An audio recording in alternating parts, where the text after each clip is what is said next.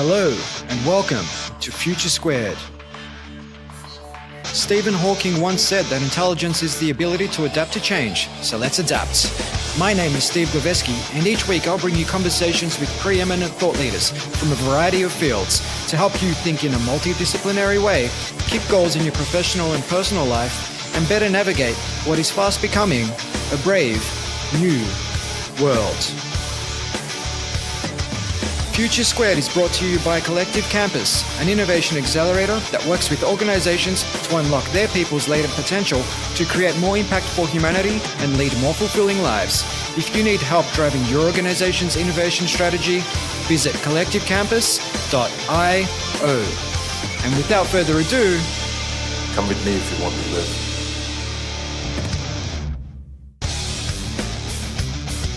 Equal opportunity for inequalities.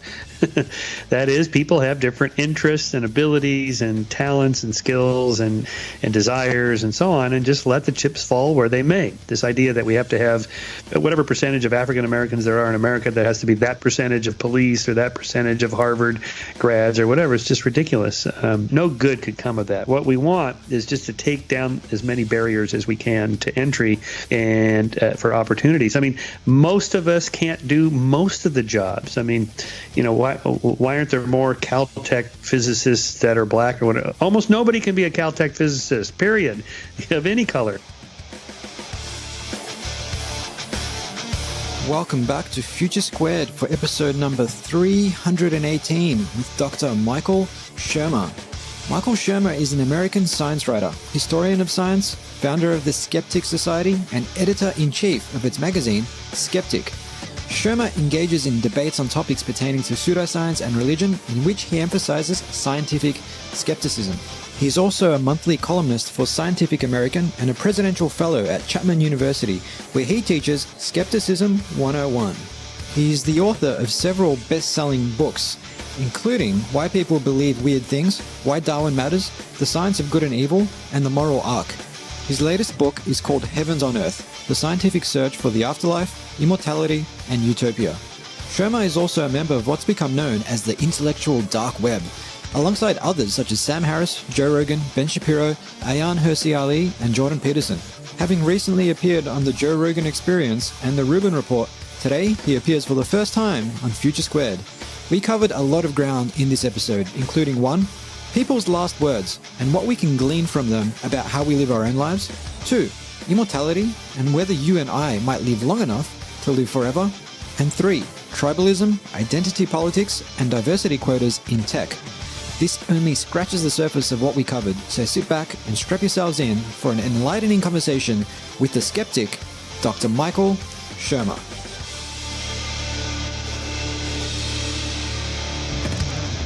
Welcome to the show, Michael.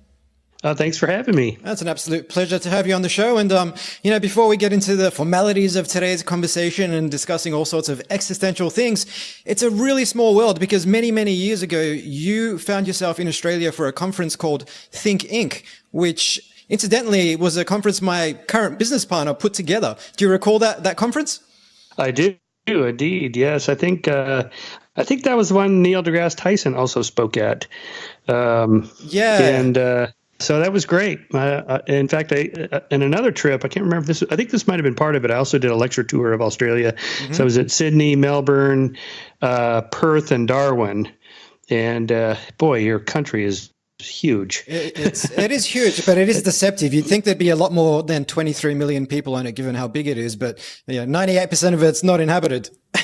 That's right. Unlike LA, which is also probably around 23 million. Exactly. Backed in, yeah. But anyway, yeah, it's great. I love Australia. Yeah. My co-founder actually mentioned that at that conference, Neil deGrasse Tyson took everyone outside on a balcony and showed everyone his big laser, which doesn't sound as that's right. suggestive as that. He was essentially pointing out stars and constellations and things like that. I was on that balcony. I remember that. Yes, that's right. There you go. Well, we won't spend the entire hour talking about the Thinking Conference and Australia. We won't bore our listeners, but you do have a new book out. It's been out for a little while. It is called Heavens on Earth, and the scientific search for the afterlife, immortality, and utopia. And the book essentially opens up by asking us to imagine ourselves dead, which, as it turns out, is a really terrifying thing for a lot of people. And you found that there's a couple of ways that people essentially deal with this, being theory management, terror management theory, and emotional priority theory. I'd love to unpack some of the learnings around these, Michael. Yeah. So first of all, the little thought experiment, which is not original to me, just imagine yourself dead. You can't do it because to imagine anything, you have to be alive.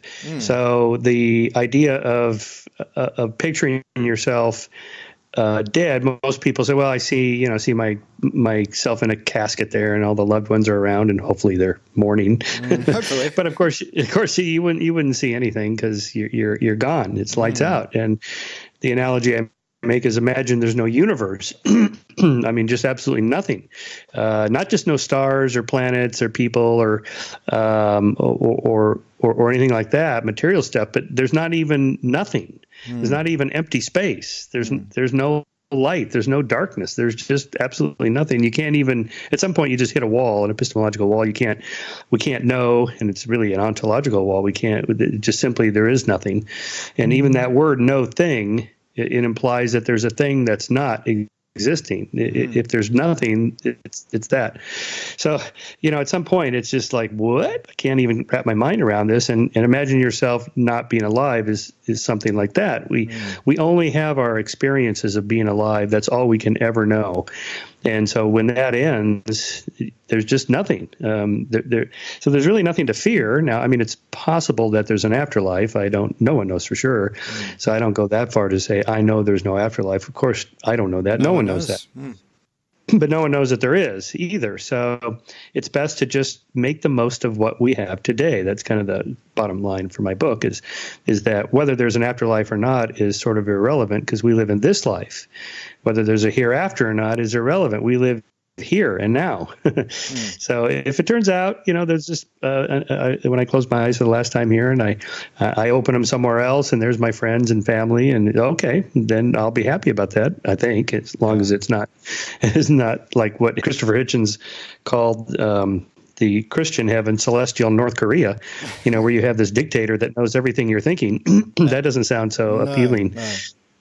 So, so that's the problem. And from there, we build, different cognitive models of the world based on this idea we can only go from what we have. So, you mentioned terror management theory, and I'm skeptical of that. This idea that people are walking around in a state of terror about dying, and this motivates them to do certain things. Because if you ask people, they don't say that. They don't say, "Oh, fear of death is what motivated me to write this song or design this building or whatever your creative activity is." Right. That isn't what they say. Oh no, it's an unconscious theory. Well, okay, now it's getting kind of problematic. How do you tap into the unconscious? That's pretty tricky to do. So I go for a more straightforward analysis at that point in the book, and then move from there to talking about the origins of religion, which is in part this idea that there's something else beyond this life, because again, we only can imagine being alive. You can't imagine being dead. So when you think, well, I see people around me dying, so I know it's going to happen, but somehow or another, they must continue. And this starts pretty early in life. We have research from Paul Bloom's lab at Yale that, little children about age 3 to 4, imagine that, like, say you have a little puppet show and the little baby mouse gets munched by the baby alligator. These are all just little puppet stories. And you ask them, well, where's the mouse? And they have a whole story about where the mouse is, even though the mouse is dead there on the little puppet floor. That the mouse continues on somewhere else, and he's hungry and he's lonely, misses his mommy, and so on. So this kind of idea that there's something else that continues starts pretty early. So you can see why most religions have some sense of an afterlife. Yeah, no, that makes a lot of sense. And I guess going back to your point around death, perhaps not scaring people into submission and preempting their creating a big building or a piece of software or something like that. I know, and this is anecdotal, of course, but something Steve Jobs talked about in his autobiography was around feeling like he was going to die young, and that galvanized him to work harder and work longer and try and do the kinds of things that he did. I mean, did you unpack any examples of that in your research? Well, there's some people that say something like that, and I'm not sure people have access to their own thoughts. I mean, I doubt that was really the motivation that that drove Steve Jobs. It might have been a little sidebar in that famous commencement speech he gave at Stanford University. You can watch on YouTube. He talks about what motivated him, and there he mentions his cancer diagnosis, and at the time he thought he was going to be okay, but that was more retroactively. Now that I kind of realize how precarious life is, how much I appreciate it, that's after the fact. That's not, he was 20 fearing death, therefore I'm going to start Apple computers. This is in part what's called the hindsight bias. That is, after something happens, we look back and reconstruct how it happened in some plausible logical sequence that isn't at all the way it probably really happened. You're not aware of all the choices you make in life that lead you to where you are today. You just kind of bounce around like a ball in a pinball machine, and things happen. And then you look back and go, oh, yes, I went to this college instead of that college. I met this person that became my spouse instead of that person over there. And then I had this professor, and that led me to this course, and I ended up in this job and this career, and here I am. But if you'd gone to the other college and met some other person and married that person, it would have been equally deterministic in your mind. Like, oh boy, it all turned out the way it was supposed to. No matter how it turns out in hindsight, it seems like the way it was supposed to. Well, that's essentially the narrative fallacy that people can fall victim, particularly entrepreneurs when they're being interviewed about how they ascended to the top of a particular industry, for example, and they'll say, well, this is what worked for me, and essentially it's going to work for you. But no doubt there was elements of luck involved in that. And again, you're retrospectively telling the story, and you're tracing the steps. And oftentimes that you're not questioning what the counterfactuals may have been if one of those steps was different. Yeah, the counterfactual is an important idea in thinking about these things. I also call this the biography bias, which you see, for example, biographies of Steve Jobs. Everybody wants to know what made him great. He created the richest company in history. How did he do it? Okay, so he went to Reed College, and then he dropped out. He moved back to his parents' house. Okay, that's what I'm going to do. I'm going to do a startup in my parents' garage, and that's the and act like an asshole, and just be dominating over other people and be demanding and all that stuff. No, I mean, how many people dropped out of college in the 70s and moved back home and created a startup in their garage, and they failed? We have no idea because no one writes biographies of those people. But no doubt there were thousands of people that have done things like that. And, and that's the problem with all those business books as well. The 7 Habits of Highly Effective People, or the top 11 companies and their management style, and as if in hindsight that's going to get us anything. No, it doesn't. It has to be ahead of time. You have to make predictions like, okay, if these characteristics of a company make it successful, then let's run the experiment forward. See, what they do is they take like the stock price of, they look back over like the last 25 years and take the most successful companies at their stock price or something like that. You can't do that because that's the hindsight bias. You're post-dicting, not predicting. And, anyway, so that's a problem with all that kind of. Yeah, no, that makes a lot of sense. And it's something that Annie Duke, the former World Series of Poker champion, talks about, this concept of resulting, where, for example, if I run red lights and don't get into an accident, that may be a good outcome, but it doesn't necessarily mean it was a good decision. And with a lot of those old business books like Jim Collins' Good to Great, where they profile essentially a lot of companies who are at the top of the world and had been there for a long time, many of those companies have fallen out of the S&P 500 since that book came out. That's right. Exactly right. So, what are those models worth? Nothing. I mean, it's not that any management style is as good as any other. It's just that style of picking them out is not effective. Yeah, makes sense. So to circle back to what we were talking about earlier around, say, not necessarily just terror management theory, but also emotional priority theory. I mean, one thing you found when it came to people's last words is that it often had to do with love, gratitude, and or some sort of religious passage like, "Into your hands, O Lord, I commend my spirit, amen," or something to that effect. And this is something we hear from a lot of people who work in palliative care, that people, when they are on their deathbed, they may have been hard driving entrepreneurs or politicians or something to that effect during their life. But when they're looking back on their lives, they're saying, well, I just want to thank my parents, my loved ones, my spouse for their support. And it's not so much about, well, I wish I had worked longer hours or something to that effect. That's right. Yeah, no one at the end of their life says, I wish I would have worked an 80-hour week instead of a 70-hour week. Nobody says that. Yeah. And that's why that kind of perspective is actually good when you're in the middle of your life instead of waiting to the end to figure out what's most valuable. Anyway, I was amazed about this body of research that I encountered of, what people think about as they're about to die. Well, you can do this randomly, but there are a cohort of people who know exactly when they're going to die, and these are people on death row. Now, I don't think Australia has a death penalty, but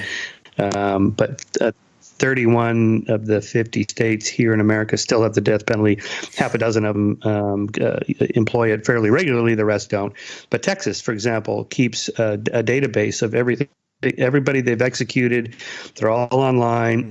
You can see who they are, what crime they committed, the details of the crime and the trial, and so on. And they also have their last words. So imagine this guy's and it's almost all guys. It was like 514, I think, and there was 2 women. So that tells us that the number one predictor of somebody being on death row is maleness. Yeah.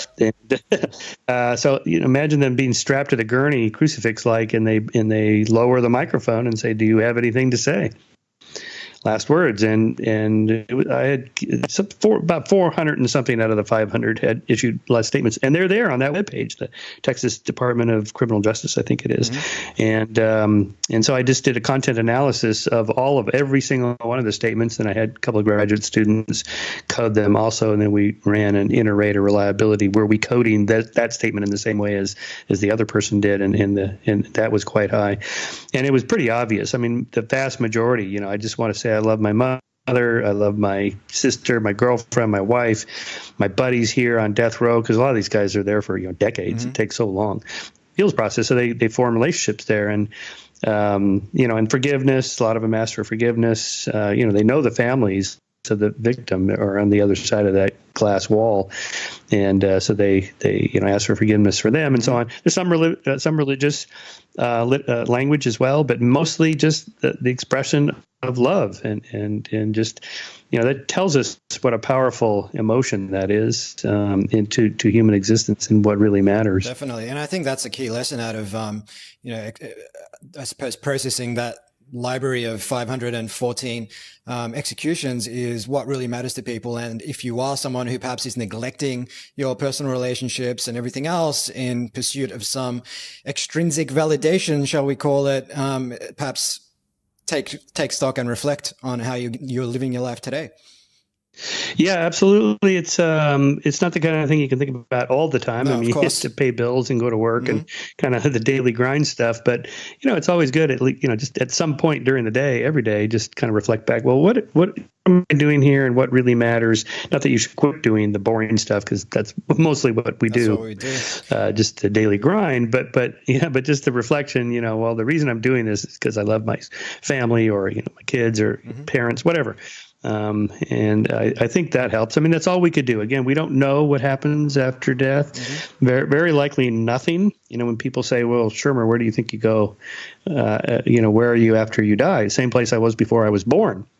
To which they go, "Well, you weren't anywhere before you were born. You didn't exist." It's like, right, that's right, exactly. Same. Yeah. You just simply won't exist. And the idea of not existing for eternity, that the thought is scary, but of course, essentially we exist before we were born for billions of years, and you don't know that. Yeah. You just don't know anything about before or after. So really, we just have this one little slice of time in the cosmic scale of, what's 13.9 billion years. The universe is old now. It'll go on for, many, many tens of billions of years more. And we just get this few short 80 years plus or minus. That's it. So, it's about 30,000 days on average. So just picture a stadium, a football stadium or whatever, where there's, 30,000 seats in it. And each day you go in and you sit in a different seat. And, at the end of it, you've sat in every seat. That's your life, So it's long enough that seems like a lot, so that's good, but it's short enough that it makes you want to reflect back on what matters and don't forget that. Yeah, and I think that's something Tim Urban, he published a blog post called The Tail End, in which he mapped out your days and how many days of your life you've already spent, say, whether it's with your parents or someone close to you. And if it was your parents, so to speak, and say you're in your 40s, potentially you've already spent 98 or 99% of the time you're going to spend with them, because you saw them every day up until you were 18. And then maybe you moved out and you saw them once a week, and maybe they're going to be gone in 10 years and you see them once a month now. And that really puts things into perspective, so that when you actually are out there visiting your folks, that you should really value that time rather than just take it for granted because you've already spent so much time with them in the past. That's right. Yes. Yeah. And, I had 4 parents, 2 step parents, 2 bio parents, and they're all gone. And now I'm a parent. So I kind of think back on those things like, gee, I hope my kids appreciate me like I didn't appreciate my parents. So no. Yeah. Well, unanswered questions. But on last words and religious language, I'll quote the mythical Ragnar Lothbrok. It gladdens me to know that Odin prepares for a feast. Soon I shall be drinking ale from curved horns. This hero that comes into Valhalla does not lament his death. My death comes without apology, and I welcome the Valkyries to summon me home. This stuff makes for really great stories, Michael. Nice. Yes, that's good stuff. Absolutely. So, I mean, just on that, because your book does explore why people believe in God or a God or many gods, whether they're monotheist or not. And it was interesting to discover that why people think other people believe in God was around comfort, and consolation. But in fact, only 9% of people surveyed believe in God for that reason. The number one reason was the need to believe in something just because. Yeah, so there we found Frank Sullivan and I did this study, found a difference, sort of an attribution bias. I attribute my motives to something different than your motive. So this comes from other research. Well, I don't need to get into all that, but basically, the people that don't see themselves as believing in God because they need it, they're emotionally weak, or they have a fear of death, or something like that. They will give you rational arguments. Well, here's why I believe in God. The fine-tunedness of the universe as something had to be the first cause, and they kind of articulate arguments they've heard like that. But if you ask them why other people believe in God, those aren't the answers they give. They can see in other people, well, it provides emotional comfort in times of need, and that kind of thing. And even though, of course, that's the reason most of us believe in almost anything, not for rational arguments. We back, with the hindsight bias again, we back into it after the fact when we've already committed to a belief system. Say it's a political system or an ideology or a religious belief or whatever it is, and then we rationalize after the fact. These are the reasons I have for this belief system, even though that's not how you got in there in the first place. Right. In the first place, it was whatever, emotional comfort, raised to believe, that sort of thing. My parents believed, or my peer group, that kind of thing. So I that's a kind of a normal psychological process called motivated reasoning, like the confirmation bias, where you look for and find confirming evidence for what you already believe, and you ignore the disconfirming evidence. Very common. We all do it. It's hard to not do it, actually. I catch myself doing this all the time, even though I'm aware of it. And you can train students on how to look for motivated reasoning and cognitive biases, like the confirmation bias. And they get good at spotting it in other people. Yeah. But it's hard. It's really hard to see it in yourself. And so that's one of the things we have to overcome as critical thinkers. Yeah. On things like blind spot bias, I mean, before we go any further, I mean, do you have any advice to help people identify their own blind spot bias? Because it's like you said, it's easy to identify that in other people, but not so much in ourselves. That's right. And you can even point that out to people, and that helps a little bit. But really, it's almost impossible to see it in yourself, which is why you really need to surround yourself with people willing to criticize you. Mm-hmm. I mean, if they really love you and they really respect you, they've got to be able to tell you, Shermer, you've gone off the rails with this idea. You are probably wrong. And because the fact is, most of us are wrong most of the time about our ideas. And that includes scientists. I mean, most ideas in science have turned out to have not panned out. Because that's the way science works, the way Karl Popper described it, is conjecture and refutation. Mm-hmm. So the conjecturing part is, you're in the lab, you're spitballing ideas, you're throwing out hypotheses, guesses, whatever, and then you test and see what happens. And the last ones that have not been refuted, we can't say that they're true with a capital T, they're just not yet falsified. And so we gain confidence that they're closer to reality, something like that. And this is why scientists it's really important to work in teams, to have colleagues, to go to conferences, to publish in journals that are peer reviewed, where somebody is going to read it blindly. They don't know who you are, you don't know who they are, so they can feel free to be as critical as necessary, and why you should not work in isolation. I mean, I get, as publisher of Skeptic magazine, I get I get a lot of these what I call theories of everything, where these guys will write in, I've been working on this theory of physics and cosmology, and I can show you that Newton was wrong and Einstein was wrong and Stephen Hawking was wrong, and I got the whole thing worked out. And I'm not a physicist guy, so I look at these things and go, dude, did you ask the local high school physics teacher if you're even remotely close to something? Because I think this thing here was debunked, like a century ago. You might, before you hold a press conference and announce that, you've proven Einstein wrong, you might want to double check with somebody else who knows something about, they would never accept it because, this is too radical. It's like, it might be too radical. It might just be too wrong. And, so the line I use is, people say, they laughed at the Wright brothers. Well, they laughed at the Marx brothers. Being laughed at doesn't make you right. And they point to Galileo, look, Galileo was right. Yeah. But for every Galileo in history that turned out to be right, there's 100 or 1,000 that were wrong, and we just don't hear about them. Yeah. Well, I like to think that science is about finding out what is most right now based on the information at our disposal. But there is so much more information that we haven't even collected, let alone processed and tried to make sense of. And even the information that is at our disposal, it comes down to how you choose to select the data, how you choose to format the data and interpret the data. And you can almost always, and correct me if I'm wrong, but manipulate that data to prove a particular position that you're trying to put forward. Totally. It's a big problem in the social sciences now. It's a problem of replication. Something like half of all studies that have been published have not been able to be replicated. So there's probably nothing to the effect that the original paper said it was, or maybe there is, but without replication and corroboration from other labs, it's just hard to say what's going on, even if the person is totally honest and they're doing the best they can to control for experimenter bias and all the other things. They're not being fraudulent in any way. The problem is some of these experiments are really complicated. It's the same thing in biomedical research. Some of these studies are so complicated and they're so expensive to run, and they take years, like testing some drug or whatever.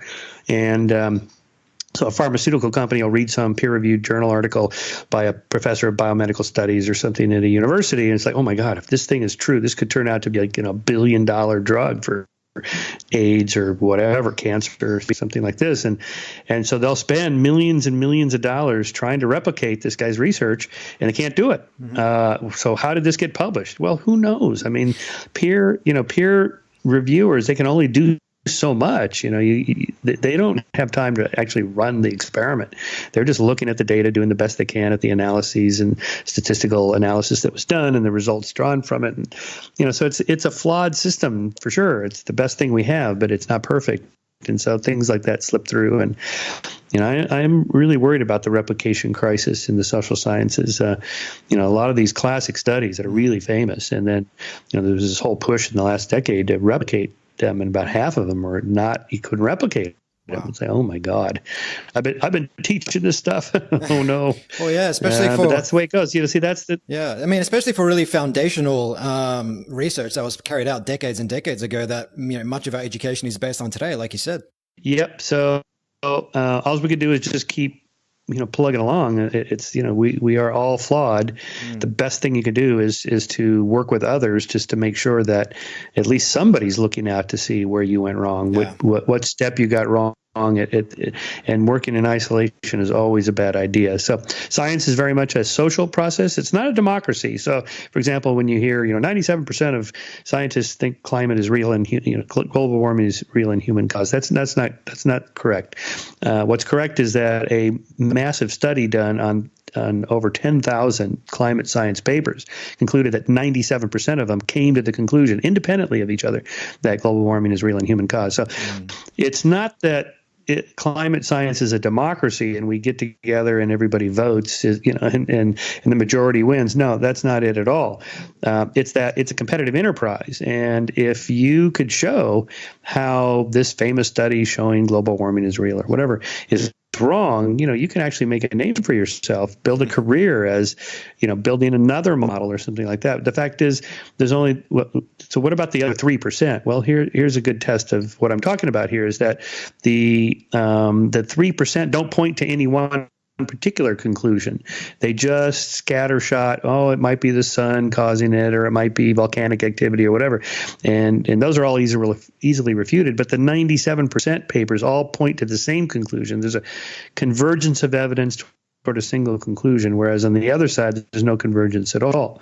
It's the same thing with creationists. They think if they poke a hole in some tiny little area of evolutionary biology, like, if you can't explain this one anomaly right here, then the whole edifice comes down. No, because the whole edifice is not based on that one little thing that you think you've refuted. So this is what's sort of scanning for anomalies. This is what they do. And just sort of looking for something that doesn't quite fit, and if it doesn't, then they're not going to believe the whole theory. Well, it's funny what you said there about the creationists, because you can poke a lot more than just one hole in everything they believe in. Well, that's right. Yes, but they don't even have a theory, a testable theory. Again, there has to be a way to testify, conjecture and refutation. How could you refute the God hypothesis? I mean, the creationist explanation for anything in evolutionary theory, that the history of life and so on, is God did it. Yeah. Well, where do you think DNA came from? God did it. It's not just that it's wrong or whatever. It's that it's not even wrong. It's not testable. It's not science. There's no way to refute it. It's a meaningless hypothesis. How did God do it? Did God use RNA to create DNA? Because that's one of the models that we think, the origins of DNA, for example. And if that's what God did, how did God do it? What forces were used and so on? Pretty soon you're just back to doing science. And God's out of the formula entirely. So and speaking of God being out of the formula entirely, I know you were raised essentially fundamentalist Christian, and I mean, my family came from Eastern Europe, so they were Eastern Orthodox Church. So I was raised Christian, but nowadays, I guess I take the title atheist, agnostic, somewhere in between. But it seems to me that there were some evolutionary advantages to people having a belief in something greater than themselves, because it would essentially bring people together. And, I mentioned Ragnar Lothbrok, the Viking, and when you look at people going or marching out to war, if they believe that there is perhaps an afterlife, perhaps they're going to take more risk and therefore fight harder than their adversaries, and therefore, secure the wealth of their people for the next few centuries to come. I mean, what are your thoughts on religion and risk-taking and therefore the evolutionary advantages it may have offered certain people? Right. So this is what are the evolutionary origins of religion? Well, first of all, there may be none. It may be purely cultural, but it's a debatable subject. That is, did religion act as some kind of binding force that made believing in a God for people in a group more successful, more likely to survive than people in other groups who did not believe in God? That's the argument. Yeah. Maybe. It's a reasonable hypothesis. It may also just be a byproduct of something else. That is, we have a agency detection device in our brains. That is, we tend to see agency everywhere, and whether it's the clouds and lightning or storms or accidents or whatever, we see demons and gods and witches and so on. That's kind of normal in history. It may not be adapted adaptive in any direct sense that natural selection would be operating on it. It may just be a byproduct of something else. Yeah. And, so, yeah, evolutionary origins of religion. It's a big subject. Part of the problem is that religion is too big a word. What about religion are you interested in? Is it the social aspects? Like I mentioned, it's binding people, the music, the shared beliefs, the seeing everybody on Saturday or Sunday, whatever your worship day is, and having common attitudes toward politics or ideology like conservative Christians do in America. Is it that? Is it fear of death? Is it having somebody to appeal to when you're down, petitionary prayer? Is it something else like, acknowledging prayer, acknowledgement prayer, just sort of thanking the Lord for your good fortune? So there's a lot of different aspects to religion that make it, I think, too difficult too broad a concept for an evolutionary explanation. It would just be, what aspect are we talking about here? When you pin it down, then it becomes more of a useful concept to think about. Yeah, and I guess insofar as, say, the past 2 or 3 millennia are concerned, I mean, if I look at things like, or theories like Daniel Goleman's theory in his book Emotional Intelligence, that and he points to Pandora essentially closing the box in time to salvage the one antidote that makes life's misery bearable, which was hope. And I guess a lot of people draw hope from religion, and he made a connection between hope and an increase in life satisfaction, a decrease in depression, emotional distress and anxiety, and generally being able to better navigate life. Because when you move forward with hope, you tend to make more optimistic decisions, be more positive, put yourself out there, have a more positive relationship with adversity and things of that sort. So I guess from the perspective of religion, say over the last 2,000 years, would you say that having that hope that comes with believing in a God would help people better navigate the uncertainty and the trials and tribulations of life? Yeah, even that hope, that's a little bit too nebulous a concept. Mm-hmm. How do we operationally define that? So, for example, religious people live a little bit longer and they have slightly healthier lives. Okay, why? Why would that be? Well, it turns out when you look at that, they smoke less, they drink less, they gamble less, they have less recreational sex. They're more risk averse to things that people say that aren't in a religion or don't believe in God are more likely to do these high risk things, and therefore their lifespans are shorter and their lives are less healthy if you smoke, drink, or having a community, having people that care about you and that they care about you. So, or maybe you even have a spouse or somebody in your home that's reminding you to take your medicines, take your vitamins, don't eat too much, don't have that cheesecake after dinner. These little things that matter in terms of health and longevity. It's not belief in God or hope that religion, that's too nebulous an idea. It's a very specific thing that affects it. Like, for example, giving, donating. Religious people give more money to charity than non-religious people give. But in a household, a spouse who's an atheist, if the other spouse is a believer, that atheist spouse will give more money because of the social aspect. We're doing this together. We're giving our joint money to this charity, or we're each going to donate to this cause, and therefore the atheist is now more generous. So it has nothing to do with hope or belief in God. It's this more of a pragmatic social aspect. Yeah, and that's essentially something that you touch on in your book, The Moral Arc, in which you find that there is essentially a strong correlation between education, rationality, empiricism, and people becoming more moral. And we see this play out, obviously, in developed economies, but also in emerging developing economies today, whereby as education has increased, so too have the number of births per family decreased from 10 on average in some developing economies to maybe 2 or 3 today. We're seeing that play out in a number of different ways. Yeah, so it's possible that the decline of religion in the West, which it is definitely declining, the number of nuns has gone up dramatically in the last decade. The people that tick the box for no religious affiliation. Now, these aren't necessarily atheists, but these are people that don't affiliate with any religion at all. You see it particularly strongly in Europe. A lot of cathedrals that I go to visit, they're empty. They're either, I mean, there's almost nobody there, or they're closed. They're closed down. They rent them for corporate gigs, and they convert them to art museums and stuff. It's really quite dramatic. Now, that's not all the great cathedrals, but a lot of them.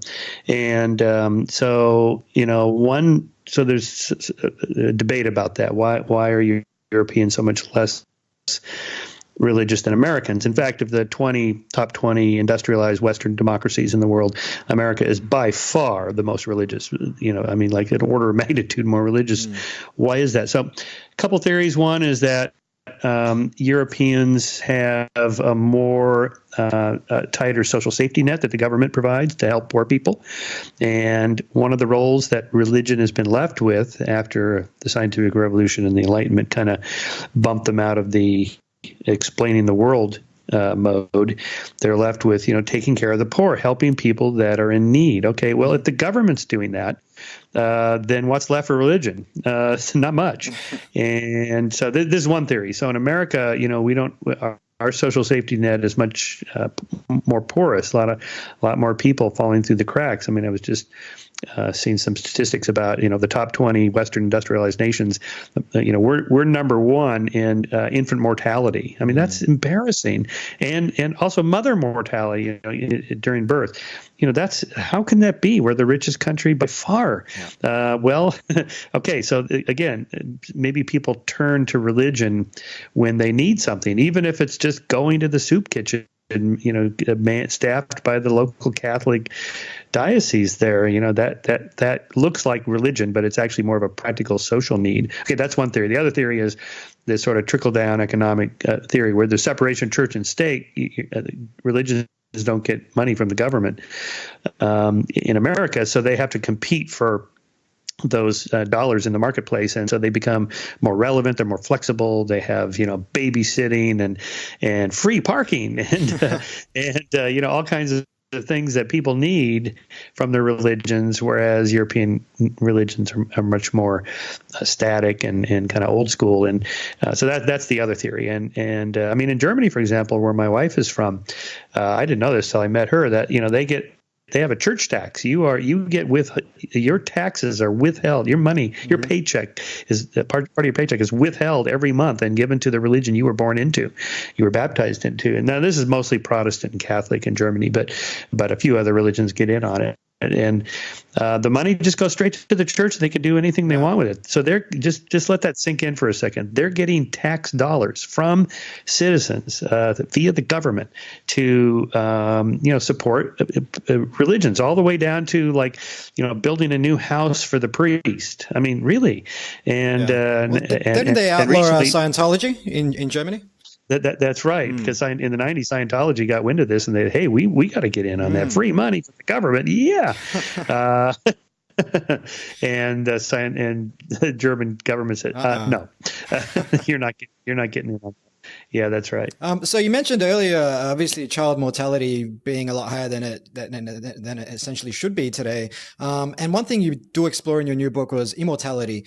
And while there's all sorts of efforts to extend the human lifespan, and essentially, people like Peter Thiel is saying that probably the most extreme form of inequality is between people who are alive and people who are dead. And he's one of these people who's investing heavily into expanding the human lifespan ad infinitum, potentially. But you say in your book that, we're nowhere near the genetic and cellular breakthroughs needed to break through the upper ceilings. And instead, we should be focusing on today's problems, whether it's child mortality, cancer, Alzheimer's, and other diseases. Yeah, that's right. Now, since I've written that book, actually, Peter Thiel's become a friend, and I love the guy. I love these big thinkers. I love his attitude. Yeah, yeah. I'm a techno optimist, and I love all that positive thinking. Especially if you're a billionaire, you can fund companies that are going to try to cure certain diseases, because they'll live forever. You're going to have to cure Alzheimer's and dementia and cancer and so on.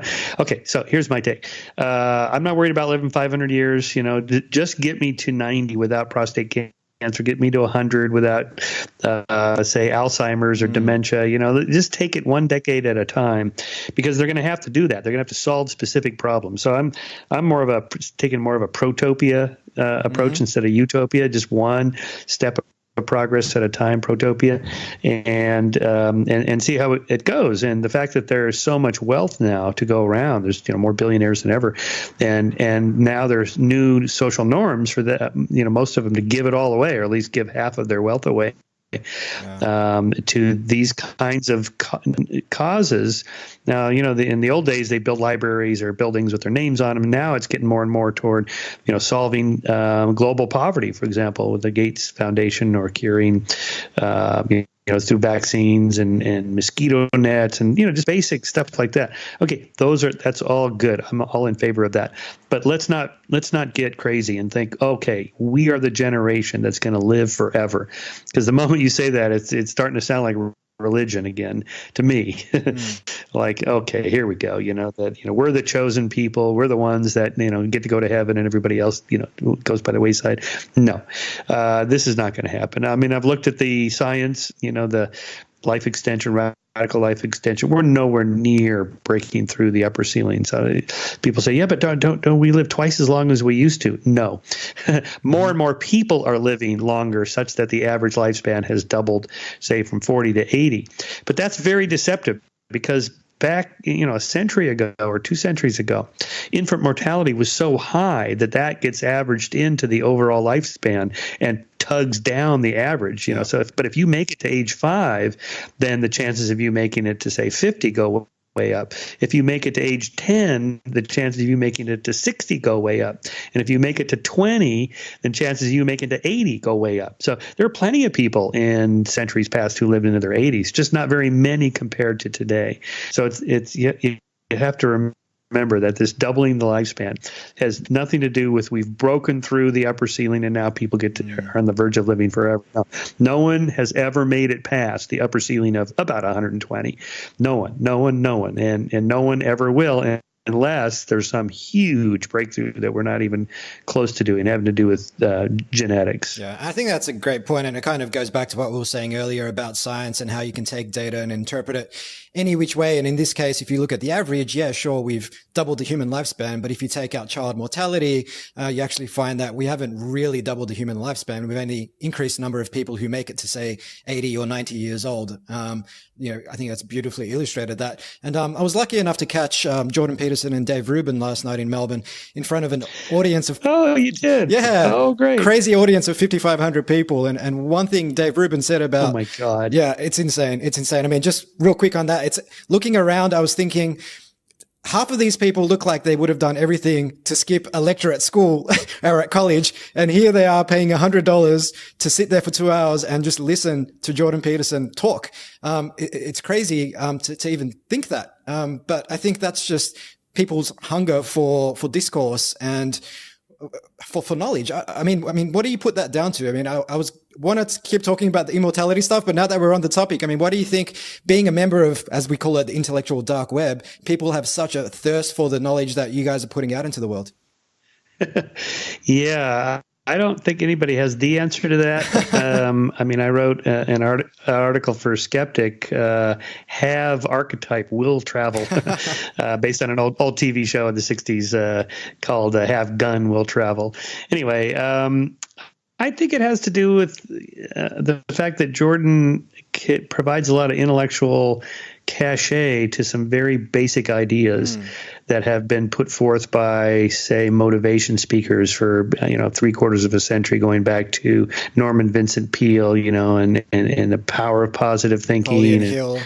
Yeah, Napoleon Hill, Think and Grow Rich, Mark Victor Hansen, the firewalking guy, Tony Robbins, Tony Robbins, Zig Ziglar.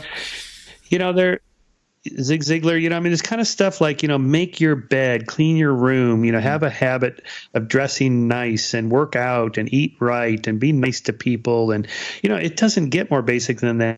and it's true. These things are true. Life is harsh, and you got to get your life in order to push back against the entropy of the world. And I think a lot of people have just not heard this, or they need to be reminded of it.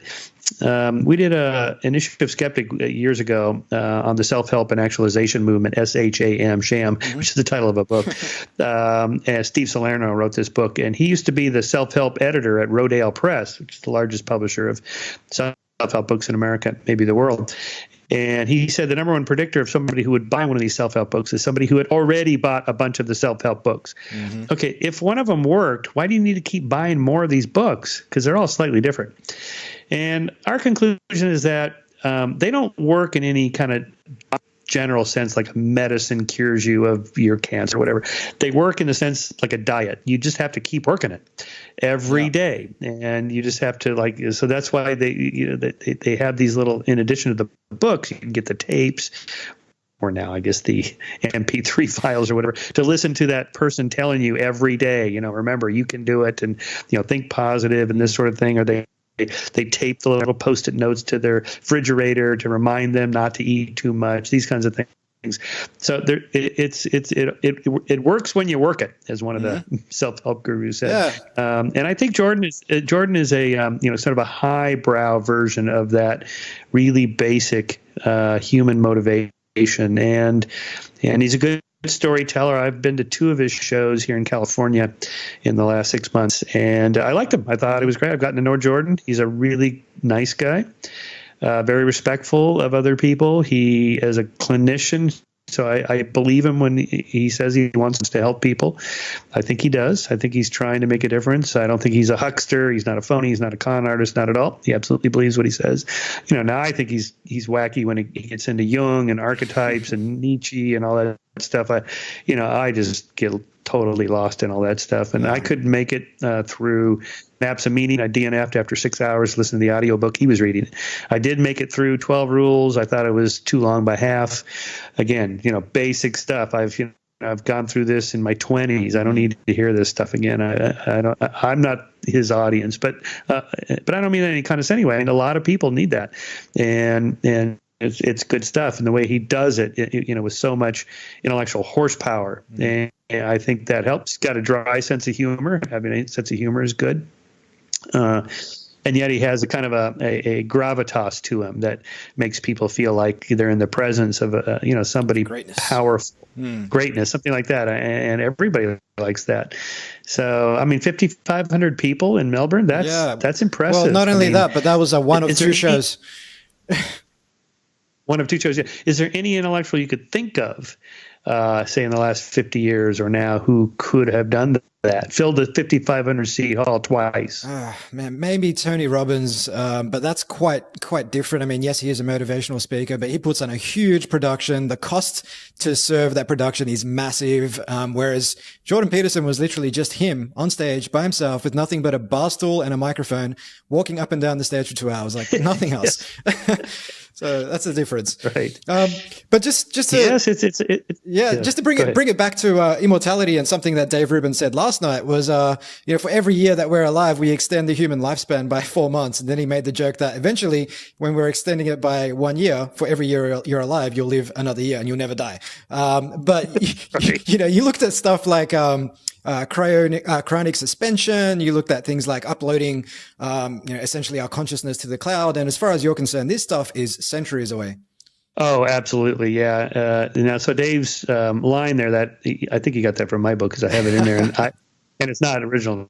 This is what Ray Kurzweil calls the takeoff point, where once modern medicine and science technology reaches the point where increasing the human lifespan by 1 year every year, then you get to live forever. No, because so this is Stein's law. Things that can't go on forever won't. So however long you think that linear curve is going to keep going, it's not. It's going to flatten out. Yep. And unless, again, I don't want to say never, but unless there's some massive breakthrough breakthroughs in genetic engineering to, say, fix the telomere problem. Every time a cell divides, the little tips of the end of the chromosomes called telomeres breaks off. And so cells can only divide so many times, the so-called Hayflick limit. Depends on the kind of cell, maybe 40, 50 times cells can divide. And so in the course of a lifetime, the cells are just wearing out. The DNA is breaking off. Now, if there's some genetic engineering thing that comes along, equivalent of CRISPR, say, to fix that problem, okay, then we can roll the dice and start over and see what that leads to, if that's possible. But of course, we don't know if you live 200 years, what other problems would arise, because that's never happened. So again, let's just take it step by step. Just get me to tomorrow and then the next day and so on, and cure diseases and expanding the lifespan, not just so people live longer, but quality of life. So it's not just I want to live the last 20 years of my life in a bed with with IV needles and oxygen mask. No, that's not living. When people say I don't want to live past my natural, I don't want to live past 80 or 90, because this is what they're envisioning. But of course, the radical life extensionists, they're thinking, no, the way you are now at 30 or 40 or 50, feeling strong and healthy and smart and good memory and so on, and alive, that's what we're talking about extending. Okay, if you can do that, I'm all in favor of it again. But, we need to be realistic, and we're just not there. I mean, the scientists that work in this area that I've interviewed, they say, like Aubrey de Grey's, 7 factors in the cell that, 7 problems in cells that if you can fix that, you get to live forever. We're not even close to solving any one of the 7. So, Aubrey says the first person to live 1,000 years is alive today. No, I don't think so. And of course, it's far enough in the future that we can't even bet on it unless we live that long. Yeah. But not likely. Agree. And I think, like you said, it's about health span, not just lifespan, because there's no point living to 100 if the last 20 or 30 years of your life you're essentially debilitated mentally and physically. But with the little time we have left, Michael, I wanted to change tact and explore the growing divide between left and right and some of the identity politics that's playing out at the moment, both in Australia and the US and essentially all over the world. And we talked about meaning earlier and purpose, and how religion oftentimes we may take up a religion because of a social need. And I recently spoke with Robert Greene, the author of 48 Laws of Power, and he defines a false purpose as when people seek to create purpose and a feeling of transcendence on the cheap with the least amount of effort. Such people give themselves over to false purposes. And I like to think of this as a fast track to moral righteousness, essentially. I mean, why do you think this is playing out? And do you think that some of the behavior we're seeing on the left has more to do with social need and I guess virtue signaling or wanting to belong to a particular group than anything else? Yeah, so we're pretty tribal by nature. We like to belong to groups for sure, particularly groups that reinforce the things we believe. Everybody does that, left, right, center, whatever. Everybody's got a group that they belong to. If you think you don't, you're truly independent. You're deluding yourself. Blind spot bias again.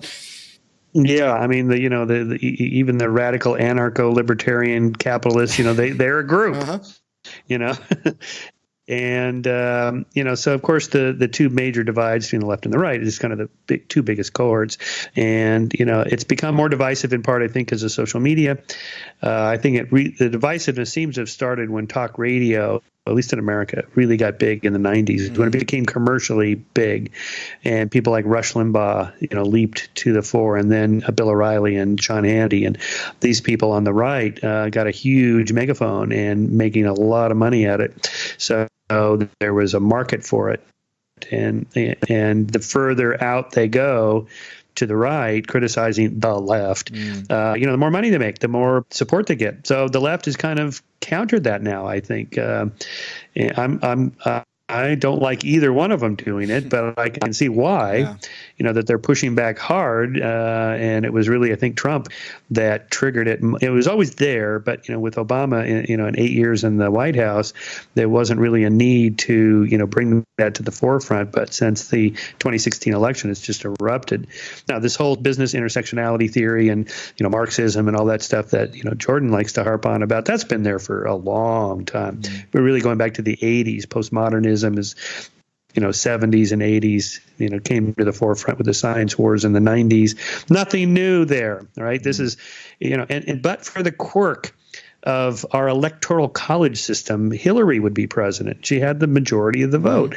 It's just this quirky system we had. We got Trump. So now everybody, again, hindsight bias. Oh my God, this has been coming and coming. The rise of the radical right and populism and authoritarianism. Yeah, but if Hillary had won, we wouldn't have this conversation. There'd be no rise of the radical right.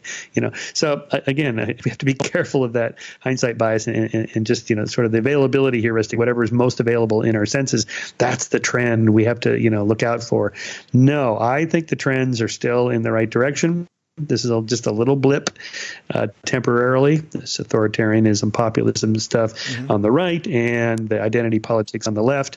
I think the one drives the other. I think they'll both, the pendulum will swing back, and then they'll, the identity politics thing won't fly anymore. Yeah, no, that makes a hell of a lot of sense. And it's always worthwhile assessing what the counterfactual is. For example, if Hillary did become president, what would have played out there? Maybe there's good to come out of Trump's presidency in appeasing the right and letting this whole thing play out. Who knows? Really, we don't know what the counterfactual would have been. We can only guess. Yeah, that's right. That's David Frum's. He's a longtime Republican who's always critical of Republicans, interestingly. But yeah, he makes the point that had Hillary won, then the Trump supporters would be even angrier. But so now maybe we give them 4 years to vent, and then we go back to more toward the center. Yeah. Although it's hard to say. I mean, 2020, there's going to be probably 20 or 30 Democratic candidates when all is said and done here, and weeding and sorting all that out, that could get messy. So I don't know. Let's hope the left doesn't devour itself like they've been doing. Yeah. Couldn't agree more. And one final thing I wanted to touch on was, speaking of identity politics, whether it's showing up on college campuses or whether it's showing up in tech companies. Everybody knows, at least most of my listeners will know about the whole James Damore thing over at Google.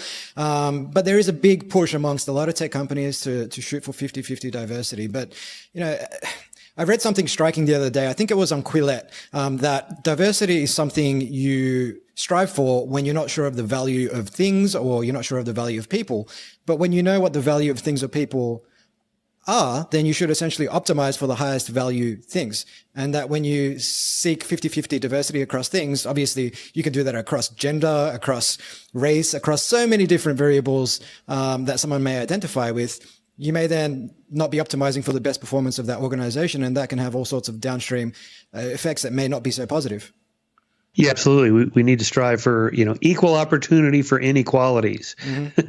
That is, people have different interests and abilities and talents and skills and desires and so on, and just let the chips fall where they may. This idea that we have to have however many, whatever percentage of African Americans there are in America, that has to be that percentage of police or that percentage of Harvard grads or whatever, it's just ridiculous. It just can't, that no good could come of that. What we want is just to take down as many barriers as we can to entry and for opportunities. I mean, most of us can't do most of the jobs. I mean, why aren't there more Caltech physicists that are black or whatever? Almost nobody can be a Caltech physicist, period, of any color. Almost nobody can make it there. And why aren't there more women CEOs or whatever? I don't know. I mean, there have been barriers to entry. Yes, I think those are mostly down now. As we've seen in medicine, there's more medical doctor graduates now, MDs, female than male now in America. And certainly that's the case in psychology and the other social sciences. The barriers are down. And so whatever percentages there are, just let it go wherever it will. I mean, that's just the way it is. Most things in life I can't do. So the key is just find the things you're good at, that you're interested in, just do that. And don't worry about what somebody is thinking in terms of forcing you into some slot so that you fill a quota. No, quotas are a terrible idea. I mean, they started off as a good idea. We have to acknowledge that. Back in the in the 60s when President Johnson here in America, introduced his Great Society. You can't take a man who's been hobbled by chains and bring him to the start line and expect him to compete against these seasoned athletes. That's not right. Okay, I agree. But, so affirmative action and so on. So, okay, but, we've had, 60-something years of that now. No, 50-something years of that now. And, okay, so let's pull back on that and see how it goes for a while. And if there's still, blatant racial discrimination, well, there's already laws in place about that. Let those laws be applied to, discrimination and so on. And, and also highlight the people that are successful. There's plenty of African Americans in professions. How did they get there if the institutional racism is so suppressive that African Americans can't get in? Yes, they can. Some can. So why aren't others? I don't know. Just look at it in an individual case rather than as a collective case. Yeah, I could not agree more with everything you've said there. And lucky last question I like to wrap up all of my podcasts with, Michael, is just around your daily rituals or routines. I mean, you've achieved a hell of a lot in your time on this earth. You published numerous New York Times best-selling books, your lectures, Skeptic magazine. I mean, what do you do to keep churning out high-quality material as you do? Well, okay, I don't know. I just do my thing. I have a fairly balanced life. I don't write, all day. I just write a couple hours a day, but I'm 64 years old and I've been doing it since I was in my 20s. So cumulatively it adds up and it looks like a lot, but again, I'm not 40 anymore. I'm 60 something now, 64. And, I still have time to, play with my kid, and I ride my bike 2 to 3 hours a day with my buddies. Awesome. Now, when I'm riding by myself, I can listen to audiobooks, so I can consume a lot of content that way. But cumulatively, it just adds up. And, I've had a lot of good staff support at the Skeptic magazine that helps me. My editors at Scientific American and my publisher, all that helps. There's infrastructure behind it. But really, I just plug along. I don't work, 80-hour weeks. I don't. I wouldn't even want to be a CEO of some major Fortune 500 company because those guys don't have a life, Yeah. And I don't think that's a good balanced life. Yeah, couldn't agree more. Well, Michael, it has been an absolute pleasure to have you on the program, and we've not even scratched the surface of what your work entails. So if people want to learn more, they can go down the Michael Shermer rabbit hole over at skeptic.com. They can follow you on Twitter at Michael Shermer, and of course, find your many books, including Heavens on Earth, over at Amazon. Is there anything else they should check out? No, that's pretty much it. Skeptic.com, michaelshermer.com. Yeah, that's it. Amazon has all my books and so on. Yep, that's all good. Fantastic. Well, thank you so much, Michael. Hope you enjoy the rest of your evening. Thank you. You're welcome. Hi, guys. Steve again. I hope you enjoyed this episode. If you'd like to receive a weekly email from me, complete with reflections, books I've been reading, words of wisdom, and access to blogs, ebooks, and more that I'm publishing on a regular basis, just leave your details at futuresquared.xyz/subscribe and you'll receive the very next one. If you're picking up what I'm putting down, take a minute to like, share, or subscribe on Apple Podcasts, Google Play, Spotify, or wherever you get your podcasts. It goes a long way to giving the podcast the exposure it needs so I can continue bringing you guests and conversations of the highest caliber. You can catch me on Twitter at Steve Gliveski and on Instagram at TheSteveGliveski. Until next time. Hasta la vista, baby.